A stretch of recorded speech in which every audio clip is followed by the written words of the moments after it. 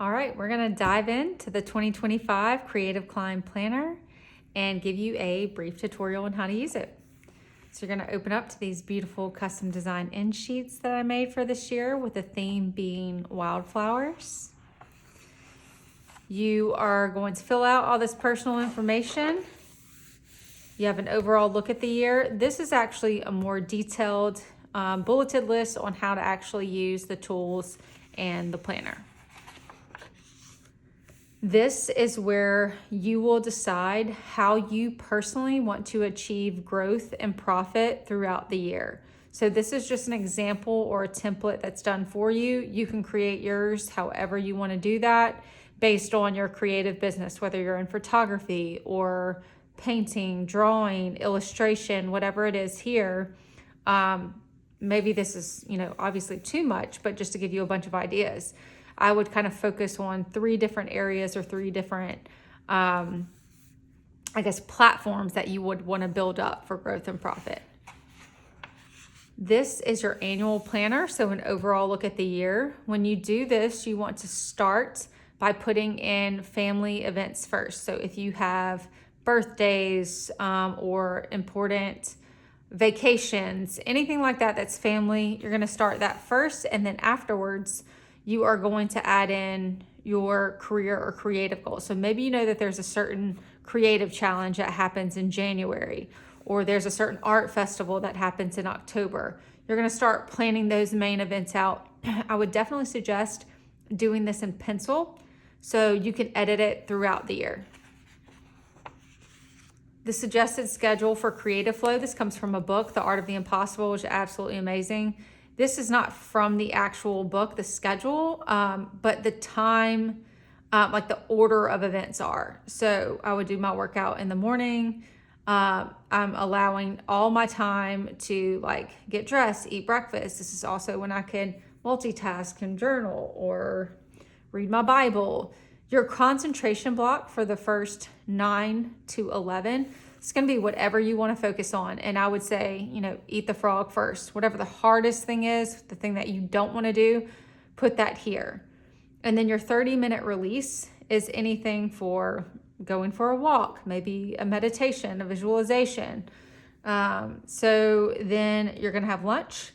And again here, now I might switch these, like learn and read with your 30-minute release. So maybe you want to do a quick YouTube learning tutorial or something on ads or whatever it is before here, then do lunch, and then maybe do your 30-minute release, which is like go for a walk, meditation, stretching, and then, or both, you can combine those. And then here we're going to go to your 1 to 4 concentration block. Now you can change the times. So this is just altering it to the schedule, but you can change the times of it. And then again, once you've worked for, X amount of hours, you're going to jump into another 30-minute release.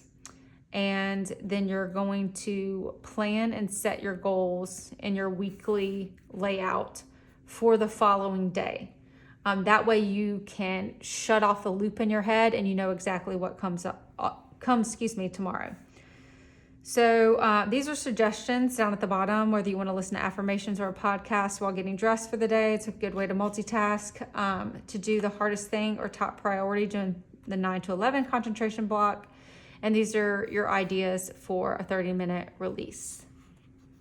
Here, again, I would do this in pencil so you can alter it as you go. Some of us are going to be part-time schedule. Some of us are full-time, so alter that as needed. So goals and dreams, you're going to want to start with your personal why, which is probably different than your business why. 3 months goals, 6, 12, and your 3-year goals. Over here are just some resources for any markets or festivals and the dates that they happen. Any podcast recommendations, any book recommendations. I love when somebody suggests something to me. Immediately, I always have this on me, so I write it down and then I can look it up later. This is your A to Z social media brainstorm, and I will break one of these down in another video for you. But you're gonna list as many words that relate to your creative field that start with each of these letters that will help you generate content for your particular audience. Now, this is ideas for content planning, questions to consider when you are planning all of this content. And this you can always refer back to. So if you're in a creative rut or you're trying to create a certain reel and you don't know where to go, come back to this, recreate this on a loose leaf sheet of paper, sheet of copy paper as well. And then you can always go to my website and I will have different tools and resources and these that you can print out individually as well. Here's your income tracker. So 2 pages for, income that you're receiving, whether it's a market that you do, whether it's prints that you make.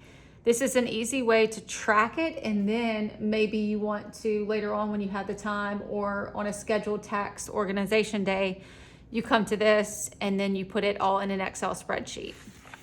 Same thing with your expense tracker. Your habit tracker, I absolutely love this. Got this idea from Bonnie and Christine and wanted it in my planner. So I would go ahead and write out, all the different habits that you want to start creating in your routine. And then this is where you would check or X off and to see the whole thing. I think the reason behind this is to not break the chain. And if you do miss one day, then you know that you need to do it the next day.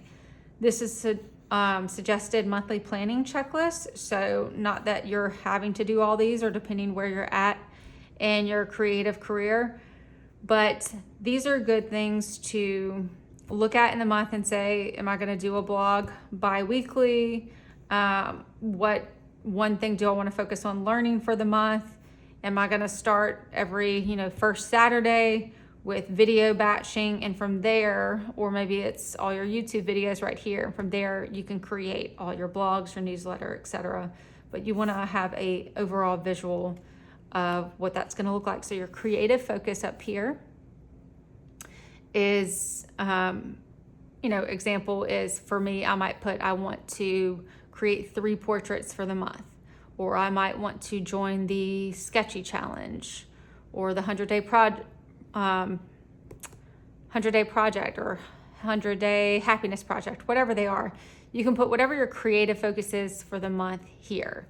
If you're working on a specific collection, if you are trying to create a membership, whatever your main goal is here, and then you can use these to break it down. So here you have from 5 a.m. to 10 p.m.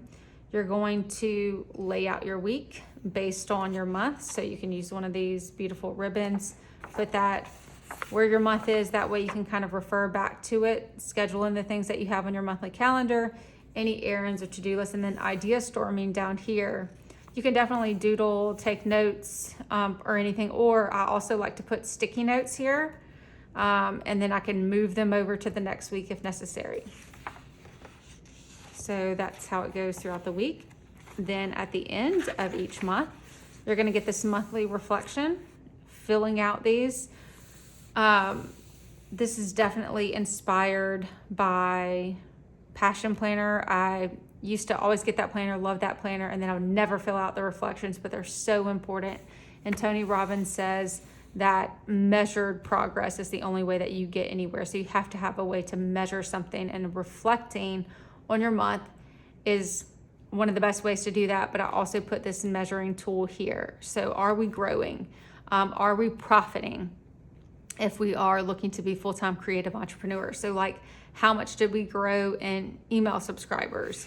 What was our total revenue, total expenses, etc.? You don't have to use all these, and I left extra room down here so you can fill out if you're using other platforms. Then you're going into the next month, your creative inspiration changes. And then somewhere along here, you have a mid-year. There we go. So you're gonna have a mid-year check-in at the end of June. I do plan on doing these, I don't know if I wanna say a live, but a little private, little virtual meeting workshop where we can do all these together and kind of keep each other accountable, and also make sure that you're using this planner for the tool that it is. So after this, Same thing for the next 6 months. You've got some blank pages in the back that will allow for you taking notes, or if you go into any workshops or conferences, any cool, fun ideas that you want to jot down just quick and last minute, you have these blank pages in the back here.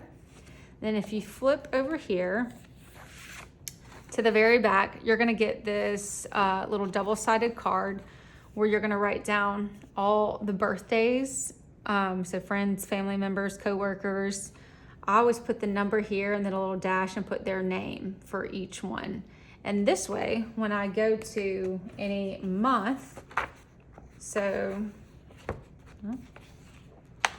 let's say I go to June and I have all my birthdays here. I put those in. I just take this card out, make sure I've added all my June birthdays to this monthly calendar, and then also very important dates. So if there is a graduation or anything that I know throughout the year that's coming up, or particular challenges I want to be a part of, I'm going to put those here and make sure when I'm planning that I'm using this card as an organization tool. What I love about this too is it will be transferable to the next year's planner. So you'll just take this out, copy it, add anything to it, change anything, and you'll be able to use that again.